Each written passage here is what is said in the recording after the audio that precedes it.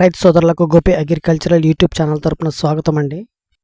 రైతు సోదరులు ఈ యాసంగి వరి పంటలో ఒక చిన్న మిస్టేక్ వల్ల 4 నుంచి 6 క్వింటాల్ దిగుబడి కోల్పోతున్నారండి. అదే కరెక్ట్గా ఒక స్ప్రే చేసినట్లయితే మీకు దిగుబడి రెట్టింపు పెరుగుతుంది.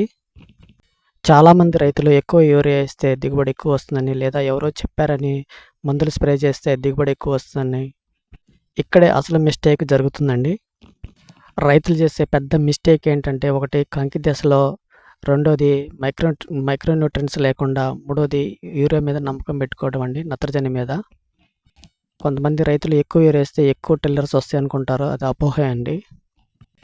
దీనివల్ల రైతు సోదరులు ఏమవుతుందంటే దిగుబడిని సగం కోల్పోతున్నారు, పెట్టుబడి ఎక్కువ అవుతుంది. ఇప్పుడు నేను చెప్పబోయేది అవసరమైన ఒక్క స్ప్రే ఇదేనండి.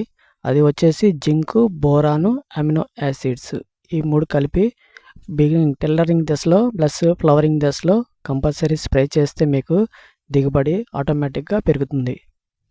ఇప్పుడు నేను చెప్పిన స్ప్రే ఉదయం 9 లోపు, అలాగే సాయంత్రం 4 తర్వాత కంపల్సరీ స్ప్రే చేయండి. మధ్యాహ్నం వేళలో అసలు స్ప్రే చేయవద్దు. రైతు సోదరులు ఈ స్ప్రే చేసిన తర్వాత ఇంకో చిన్న తప్పు చేస్తే లాభం మొత్తం పోతుందండి. ఆ స్ప్రే ఏమిటో నెక్స్ట్ వీడియోలో తెలియజేస్తాను. ప్రతి ఒక్క రైతు సోదరుడు ఆలోచించాలండి, మనం ఎంత పెట్టుబడి పెడుతున్నాం, మనకి ఎంత లాభం వస్తుంది వ్యవసాయం మీద అనేది ఆలోచించుకొని వ్యవసాయం చేయాలి. ఏది పడితే అది స్ప్రే చేయకూడదు. ఈ వీడియో మీకు నచ్చితే తప్పకుండా సబ్స్క్రైబ్ చేసుకోండి, అలాగే లైక్ చేయండి, షేర్ చేయండి. Thank you for watching. Thank you.